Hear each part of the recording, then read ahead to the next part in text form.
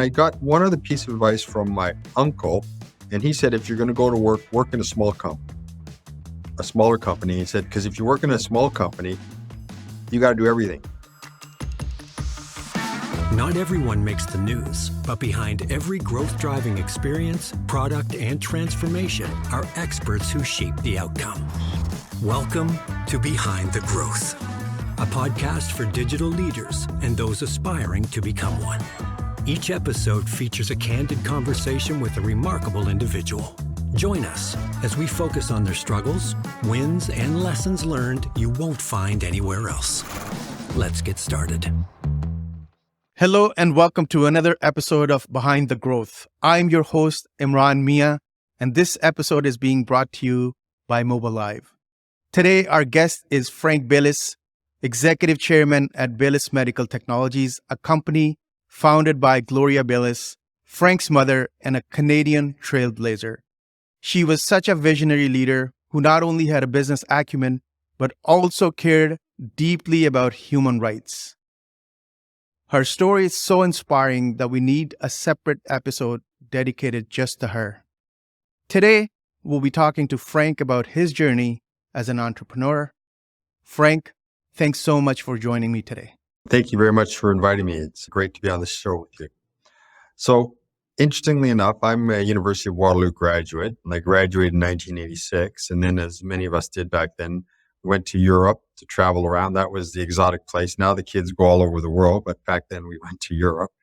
And I was there for about 7-8 months. I came back in the new year, and I went to my mom. She had started her business for a few years already. And I said, look, I'd like to join you. It was a very small business, just her at the time. And I said, I'll join you and we'll grow this thing.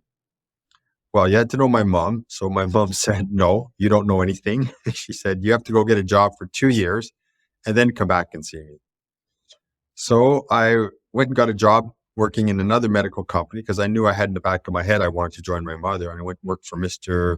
Labrie, and he had a company called Baylis Medical, and he was doing importing and selling, and he was also starting the development of his own products. And I was looking after the production for that. And he treated me very well, but after 2 years, I used to stand at the window looking out thinking, man, I'm in prison here. I got to go. So the 2 years came and I told Mr. Labrie, I've got to go back. I'm moving on. And they offered me more to stay. I'd already was doing pretty good. I had a company car and I had like 7 or 8 people reporting to me, and I was 2 years out of school. And I was literally leaving to make no money with my mom, but that's the call of entrepreneurship. So my mom by then had moved back to Montreal. So I moved to Montreal to join her in 1989. And then a year later, my partner, who I went to school with, Chris Shaw, he joined us as well. And that's the beginning of the second phase of my mom's business, when there was myself, my partner, Chris, and my mom. Amazing. The other day I was talking to, actually one of my friends approached me. He said, could you talk to he has twins who are about to graduate from McMaster. And my friend owns a business as well. So he wanted me to talk to his kids about, possibilities in the workforce, in the marketplace. So I, we had a great chat about different options, different topics. And I advised them to become entrepreneurs like their dad.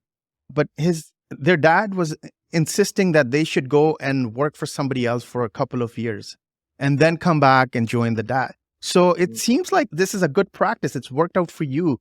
Why do you think your mom wanted you to go and work for somebody else before you came and joined the business? My mom it's always your mom. So when your mom tells you anything, and I think all your listeners and everything, we should listen to our mothers more, but your mother always looking out for your best interest. But she had a wisdom about her and said, look, if you go out and learn something, then you come back and you're bringing something to the organization. You're not just coming from what I can teach you. So I think her advice was excellent. And in fact, when I went there, I was a young guy working for Mr. Labrie. I wasn't worried about my job. I was employable. And he was an excellent entrepreneur, but he used to get mad and he'd fire people. So it was a bit of a toughie in that sense. But it never bothered me anything because I had bigger plans than that. But I learned tremendous amount of stuff from Mr. Labrie. I can't think even the technical things, but the way he ran his business and the ideas and the drive that he had, just being around it, I didn't say, oh, I've just learned something, I'll go write it down. But in years later, I think, oh, that's why he did that. Okay, that's why he did this. So the advice was excellent. And I got one other piece of advice from my uncle. And he said, if you're going to go to work in a small company, a smaller company. He said, because if you work in a small company, you got to do everything. And that was another piece of great advice because I had other offers. I had an offer to work for Hewlett Packard, and they had back then modems. People forget pre-internet, you dial up and I I'd be remember working that. and I'd be working on one piece of the modem. And I thought, man, that's really like a narrow box. But when you go work for a small company, if you don't take out the garbage, no one's taking it out. So you learn all those lessons. So both bits of advice were excellent. And I think Amazing. your friend's father's So right on. you went to the University of Waterloo for an engineering degree. What discipline of engineering did you pursue? I went into electrical engineering. And Okay. interestingly enough, I run a company that my mom founded. And guess what my father studied and was? What did he study? He studied electrical engineering. My dad was electrical engineer. So when they say the apple doesn't fall far from the tree, I'm a good example of that. Amazing. So being an engineer and then in healthcare, did you have to forget about what you learned in school and relearn new, new ways of doing things and new space altogether? How did you cope with that? Yeah. So for starters, when we went, now they have biomedical engineering and most schools have biomedical engineering. That discipline did not exist. It certainly did not exist in University of Waterloo. So we came out as electrical engineers. The medical part is all self-taught, self-learned. Obviously, my mother was a nurse, so her background was in nursing and healthcare. But the rest of it was self-taught. And we, over time, migrated to doing things that we really liked, which were working in the heart. We worked in the electrical aspect of the heart. So the heart is not only a pump, but it's got electricity. Like when you see the boom, boom, there's electrical current that runs through the heart. That really helped me because I understood that. And then we built electrosurgical equipment. So we built equipment that delivered energy through a catheter or a needle to fix the body. So I was able to pull a lot on my engineering background, but I still had to learn tremendous amount from the medical side. And Interesting. I'm not a doctor or anywhere near that level of knowledge or a nurse even, but you gather information through the course of your career. I always tell my kids, you go to university and you learn how to learn, and then you keep learning for the rest of your life. So I guess you really, really, you're a great example of that. Yeah, right on. Yeah, I think you're absolutely right, Imran, is that university, especially engineering, it's a structured way of thinking, a structured way of tackling issues. So we learn not only how to learn, and you learn the structure of how to solve problems. So I would agree with you 100% there. So help me understand. So now you have two companies, Baylis Medical and Baylis Medical Technologies, right?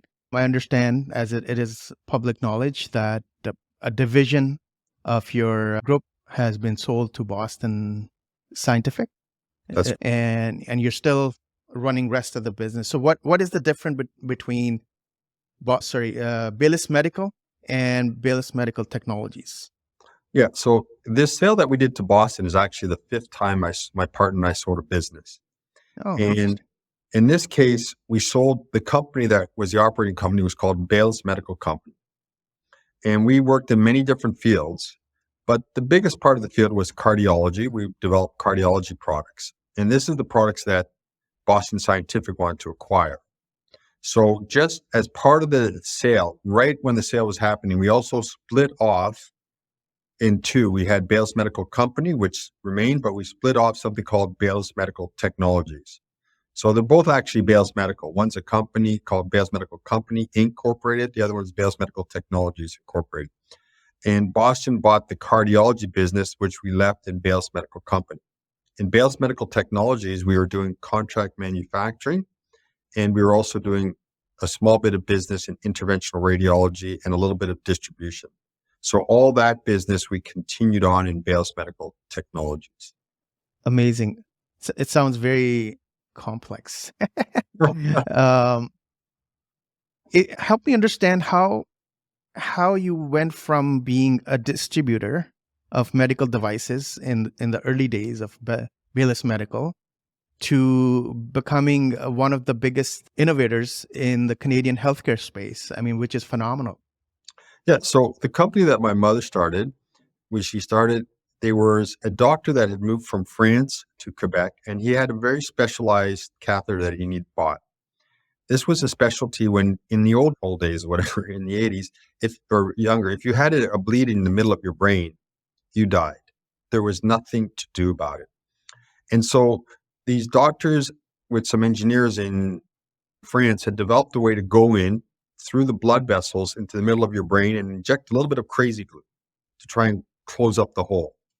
And this physician had moved from France to Quebec, and they needed someone to buy this catheter. And they approached my mother, and my mother said, yes, I'll do it. And that is the genesis of her business. So she had started importing and selling this catheter. And after a while, the gentleman in France was a bit difficult to work with. And my mom said to Chris and I, we were both engineers, she said, you two are engineers. Why don't you develop the next version of this catheter? So I went and saw the doctor. And by then there was about 5 or 6 of them in all the Americas that were doing this procedure. He goes, Frank, it's a peanut business. There's 5 of us that do it. So I said to my mom, no, we're not going to develop that. And sure enough, some company in Silicon Valley decided that they would develop the next version of it. And they did. And wouldn't you know, like a few years later in the 90s, they sold to Boston Scientific, no less, for 1.2 billion US Wow. way back then. So I learned a lot of lessons. I learned I should listen like we always did, listen to your mother more. Yes. I learned also that there's always new things getting developed. And now that now they have an actual specialty called neurointerventional radiologists. Before there wasn't a specialty, it was a couple of guys trying things out. Now they have all the schools teach how to do treatment of brain aneurysms. So we kind of saw that there's a future in development, number one. And also when you're distributing, you're kind of at the whim of the company you're distributing. So we would buy and resell in Canada. And what would happen is if we did really, really good, the company would go, you guys are doing great. We don't need a distributor anymore. We can go direct. Or they would get, or we were doing really good and the company say it's going great everywhere, that General Electric or someone else has bought us and they don't need you anymore. So it was a really up and down kind of life. And my partner, Chris, and I said, okay, we don't want to live that anymore. We want stability. So we decided then that we're going to start to develop our own products. And over time, we started to say 100% distribution. And over time, as we developed more and more products, we slowly came to where we were almost 100% development and manufacturing.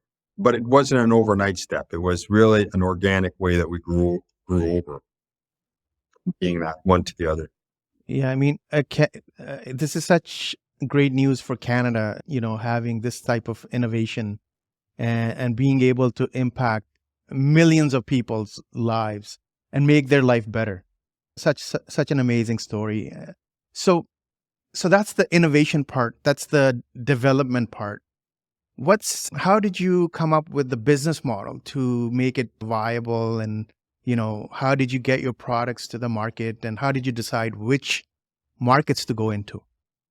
Yeah. So first of all, not all of our products work. People like to tell a story. I did A, B, C, D. That's not how it really works. You develop different things and some work, some don't. Some work really well. Some don't work at all. So we had found out through our importing and distributing, we were dealing with physicians, we were dealing with doctors, and we were seeing opportunities, if I could say that. We saw all kinds of opportunities, and we started developing products in the different fields that we saw. And the first ones that we tackled were, I would say, not orphan, but very small markets. So we did a lot of work in pediatric cardiology. Why? Because the big companies weren't interested, because they want to sell to the stent where the guys got bad heart and it's like millions and millions of people. They want to really deal with that. So they weren't that interested in working with the pediatrics, the smaller markets. So that we saw that, and we were really touched by the need for cardiology products in that area, both emotionally as well as, business wise. And we said, okay, we'll start developing in these areas. And we had time to develop because no one was trying to beat us up because they weren't interested in these small markets. So that's one of the lessons that we learned is if we're going to start in a small market and you've got time to learn and develop and work things out. And then we actually took a lot of those products and then adapted them and brought them into the adult market, and which is much bigger, but we were already strong and advanced by then. So we saw needs all over the place. We learned a lot of lessons. I can tell you, for example, you saw now with COVID that we're doing all these things through these conferences, video conferencing, and all that. We had ideas in telehealth 25 years ago. We developed amazing product with using technology before the internet. We're using a video phone and technology that could do ECG and blood pressure and all kinds of things from the home. And we put it all in a case, and we're trying to bring that to market. And we couldn't make it work. We sold 2 systems. Everybody that used it loved it, but the governments weren't interested because no one believed in telemedicine back then. And so when you see that now, they're open to it. Now the mindset is changing. So it taught us that you could actually be really too early. You're coming out with stuff that the market's not ready for, that people haven't seen the value for it. So that's a lesson that we learned as well when we were developing, is don't go too far from what the physician knows. Stay close to it. If you're going to make advances, go like 1 step. Don't go 5 steps in advance, because you have to bring the users along with you. That was a big lesson for us. How did you do that user research? That's critically important, regardless of which sector you're in, what kind of products you're developing. User research is so critical to launching new products and making sure that the experience, the desired usability of it is incorporated in that design, right? And in today's world, in the IT profession where I belong, we call, in terms of the product development or product innovation, we start with ideation, we go through iterations, and we launch the product when it's minimum viable, right? We try to get it in the hands of users, so that we could get those early feedback, that early feedback from the users. So in the medical field, there's a lot of similarities in what you do, but there's also some key differences. So for starters, we have to get it through the regulator. You can't just make something and then bring it to the market. In Canada, it's Health Canada. In the United States, it's the FDA. In Europe, it's the European norms we have to meet. So every geographical region, every set of countries has a set of rules that you develop something, you have to bring it to market.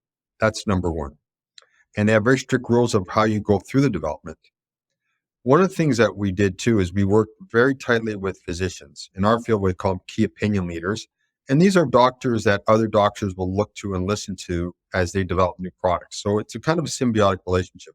We need them to help guide us, and they need us to develop what their ideas are or interact, how they want to change the surgeries and that. So we work very closely, for example, with the Toronto Sick Children's. It's a world leader. It's an amazing hospital. I have top doctors there, world-renowned doctors. Same thing here in Montreal with the St. Justine's Hospital. Great physicians that helped us develop the products that we were working on, test them out, and also teach other doctors how to use them. Because in our case, it's slightly different. You can't come up with something that's minimally viable and say, let's give it a shot. No, this is on people's lives. Right. And in some cases, these are life-sustaining or life-threatening if you use it the wrong way. So you need to go through and really have all the ducks in a row, then you can launch it. So it's a bit different like that. You can improve on it, but you better make sure when you're coming out, it's ready. And to do that, even when you come out with something, you can't go and just sell it unless another doctor is saying, yes, I've used it, that this key opinion leader that the other physicians will turn to. And they know in our field, this gentleman or this lady is really advanced. We're listening to her a lot. What's she doing next? So we had to make sure that we were working with the key opinion leaders, because if not, I remember, one time we developed an amazing catheter that treated blue babies. These are babies that are born that are blue because their pulmonary valve, the valve that goes to their heart, to their lungs, didn't open. They don't have oxygen. Now, if they're not treated within a couple of days, they will die. So either you have to do an open heart surgery. And if I was to do an open heart surgery, even on some, big, strong, healthy person like you, Imran, it's still going to knock you out. I cut you open, rip open your heart, take it out. That's very hard. Imagine you're 2 days old. So we developed a catheter that could go in through your blood vessels and just A little energy would open up the valve. It was amazing. But not every doctor used it at first. And we're talking like, why not? And I realized because they'd say, okay, the doctor's responsible for that patient. They say, okay, well, let's say they did with our technology and the patient died. And we go, okay, what happened here? He goes, I don't know. Some guy named Frank Baylis showed up. He told me to use this thing and I used it and now the patient's dead. So when I started to think about it, I realized it's not just having great technology. You better have the right physicians that can train other physicians to say, look, this is how you use it. This is how you position it. This is how it works. Don't do this, do that, all that. So it made me realize, because as it coming from an engineering perspective, I say, hey, it's wonderful technology. Let's go to work. But it's not that simple. And especially not that simple in the medical field where you could do real damage to another human being if you don't use a good tool the right way. Absolutely. I mean, it's an eye-opening understanding that you can't treat the medical instruments like any other products because you're dealing with people's lives, and it cannot be less than perfect before you put it in the hands of, doctors. And yeah, like let's say you develop a pacemaker and you want to compare that to developing a new phone. Hey, the phone doesn't quite work right or whatever. Oh, darn it. I'm bringing it back. Okay, the pacemaker didn't work right. Well, hang on a second. Exactly. That pacemaker better be keeping that guy's heart beating. Right. Yeah. Right. So, Frank, the innovation obviously is great. Did you have, as you were developing these products, did you have competition in the market that you had to compete with? Well, we have competition. As you get bigger and bigger, more people say, hey, look, this is a big business. And then you naturally bring competition.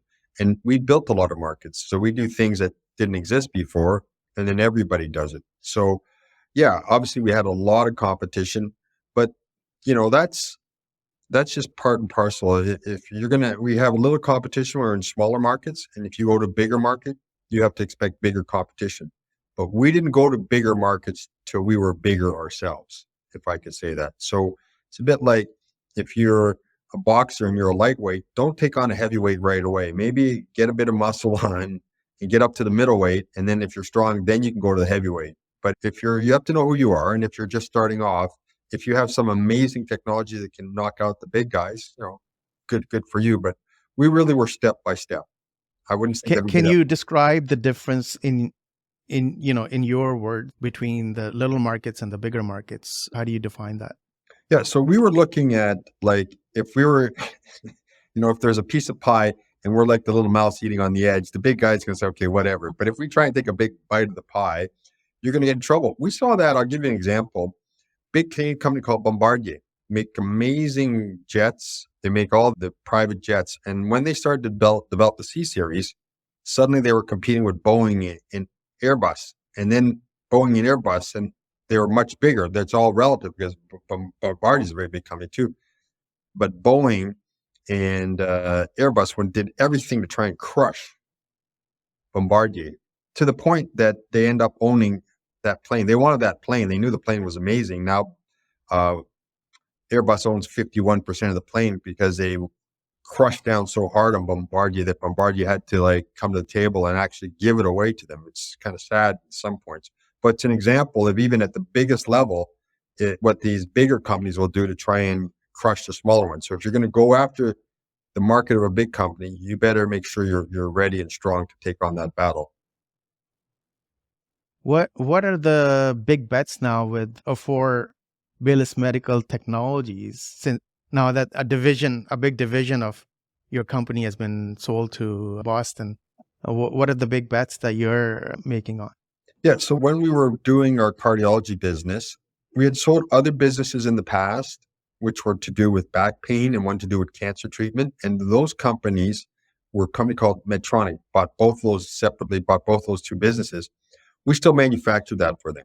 So it used to come out of our factory and say Baylis Medical. Now it just came out of our factory and said Medtronic, and they would sell it and that around the world. So we still had that business. And then we had a lot of ideas in the interventional radiology, which is the blood vessels other than the heart. So we're really good at making catheters and guide wires and things to navigate the blood vessels to go into the brain, go into the heart, or work in your legs and arms.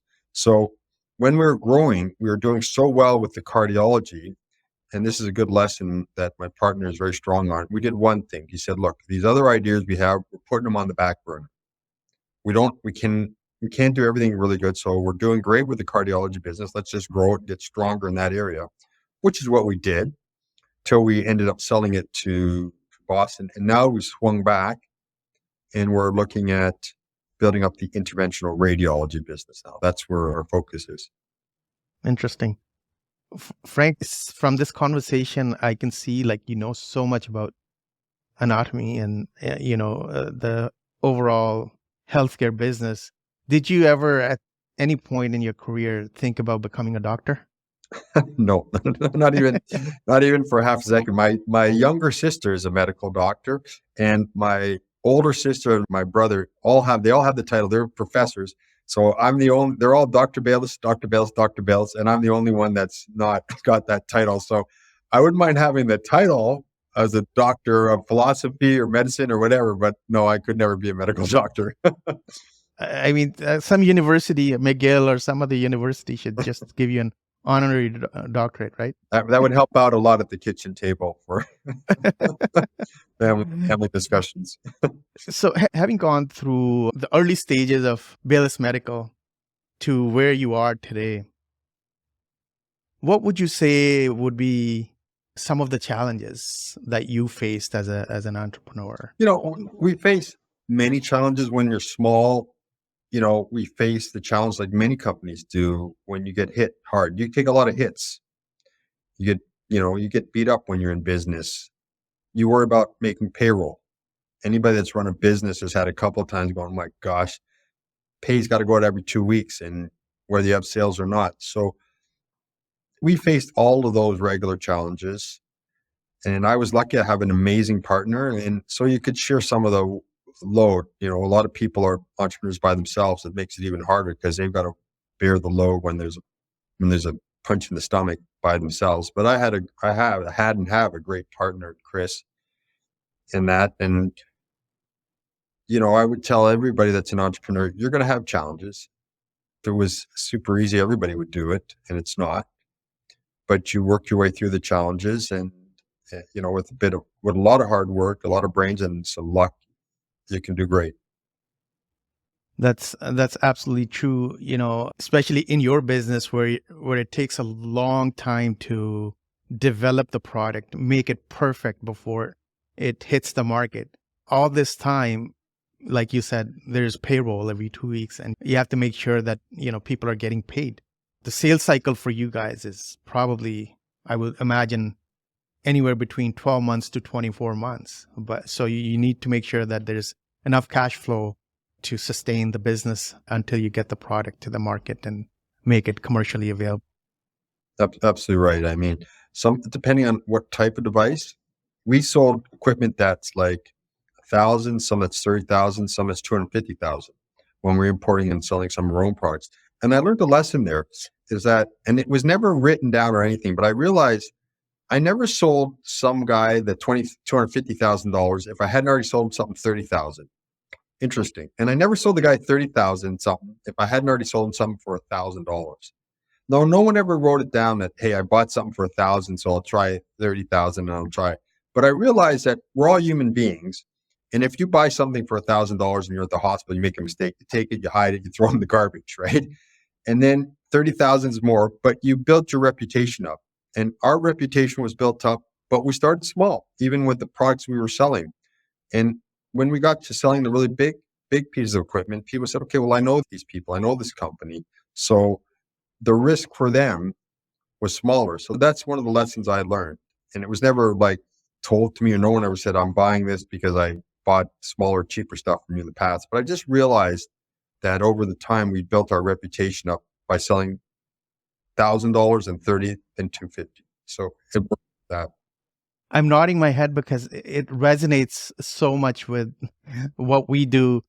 In our business, we also start very small. When we go and deal with or try to do business with a bigger client, enterprise type client, we always try to start very, very small and build our credibility from there and, grow our business. So I guess it's true in any business that when you're trying to compete with the bigger guys, like you need to start small, you need to establish your credibility, and then sky's the limit from there. Yeah, absolutely. That's exactly how it worked for us. And we didn't even think about it, to be honest. I just realized the pattern after years of being in business. Yeah, so I think we're coming up on our time. Before we wrap this up, I wanted to ask Frank, if we talked about opportunities, we talked about challenges. If you were to give advice to your younger self, what would it be? Wow. That's a great question. When in life, when you're looking forward, my dad gave me that advice. You worry about so much stuff. And when you're an entrepreneur, you worry about this or about that. And my father since passed away, but he was one of those gentlemen I would go to talk to. And my dad was a man of little words. So for example, if I had a problem, I go and say, "Hey dad, what about this and that?" My dad would say, "You should do this and this." That's it. And then I go, "Yeah, but what about," he goes, my dad, I say, "Well, what about this?" And he goes, my dad said, "Hey, I just told you." So, but okay, so he wasn't a guy that chatted a lot, but he gave his ideas and he was a great moral compass for me. But one of the things he said is, cross that bridge when you get there. So you spend an awful lot of time worrying about things that never come to pass. And then I read a book, How to Stop Worrying or Live and Stop Worrying. And it said, write down everything you're worrying about. And I started doing that. And then go back and look at it 3 months later. Goes, well, that never happened. That never happened. That never happened. And I realized you have enough true challenges. I'm not saying anybody shouldn't be worried or shouldn't be concerned, but a lot of the things that we worry about will not come to pass. So cross that bridge if and when you get there. So don't worry about this could happen in the future, that. Work hard, keep your head down and work hard, and things can work out. Yeah, absolutely. It's all about making the effort, having a plan, working that plan, and then not worrying about the outcome, because all you can do is make the effort sincerely and as hard as you can, focusing on your goals. But the outcome is, to some extent, you can manage it to control it, but it's not entirely in your control. So I agree with that. And it's a great piece of advice. Thank you so much for taking the time to join me today, Frank. I really appreciate it. We bring these insightful conversations to our audience. This was one of those very inspiring and insightful conversations. So I appreciate you taking the time to join us.